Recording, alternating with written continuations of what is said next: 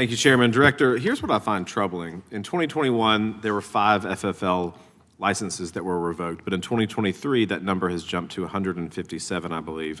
That's a dramatic increase, and in my opinion, and I think we've echoed this on this side, a very stark indicator of the Biden administration's aggressive overreach against FFLs. And here's what's worse. An increasing number of firearms dealers faced with severe and often disproportionate consequences for minor clerical errors have elected to shut down their operations rather than endure the extensive and costly process of defending their practices. This is like David versus Goliath, except that Goliath, the U.S. government, wins because all the resources are there and you have a small business trying to defend themselves against the insurmountable resources of a federal government. So let's take a look at the number of voluntary business closures post-inspection over the last couple years. In 2021, there were 24. 2022, 69, and 2023, there were 80. This is a result of ATF's zero tolerance policy and, quite frankly, a very concerning trajectory of ATF. This is all occurring under the guise of public safety, but ATF is essentially working to dismantle a very lawful firearm industry. Let me ask you something, and this was talked about earlier. Where can I find authorization from Congress that you would revoke somebody's FFL for a minor clerical error? Where is that in the statute? The statute and the policy and our implementation deals with willful violations. And by the way, it limits them further to violations that endanger public safety. The vast majority, one thing I think we agree on, which I want to say because it's important, the vast majority of firearms licensees out there are following the law and following the rules. Correct. They're law-abiding businesses. That's why over 98, almost 99% of our inspections do not result in revocation. There's due process. People can request a hearing. In the hearings, Congressman, that we conduct, these are administrative hearings at ATF, half the time we decide not to revoke because of something that the FFL presents to us. People have lawyers at some of those, they don't have lawyers at others. And in many cases, we work with FFLs to try and cure any defects, if they're clerical defects, to make the FFL stronger in terms of a target for people who, not the FFL is doing something illegal, but others are taking advantage of weak controls.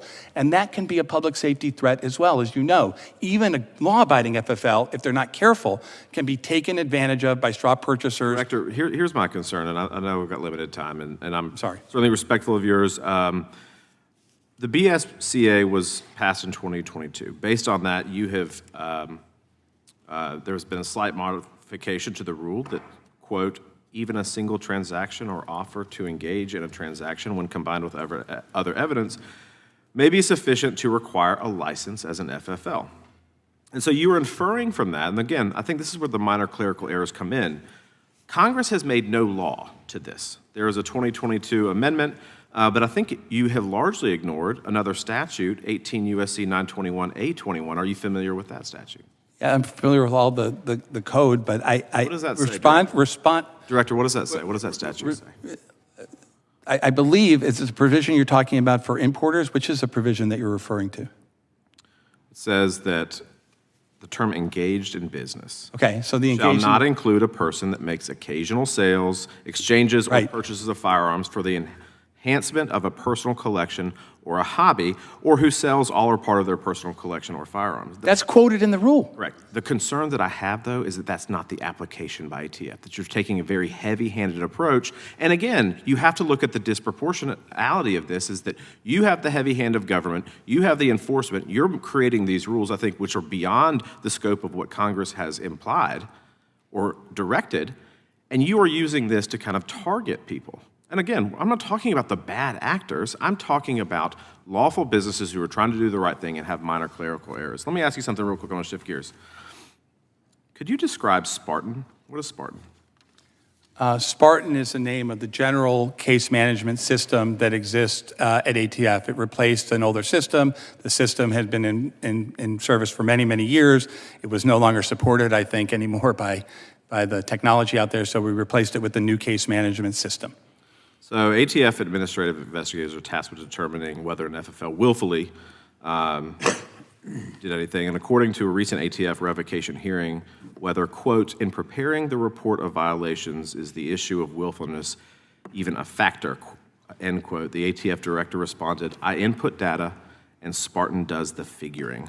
So are we allowing AI to determine whether or not something is willful? I'm so glad you're at. Absolutely not. So these are humans that make these people, determinations. human beings review all of these things at supervisory levels. You cannot revoke somebody without Time of the gentleman. several levels of approval. Time of the gentleman has expired. Gentleman yields back. Gentleman from Texas recognized.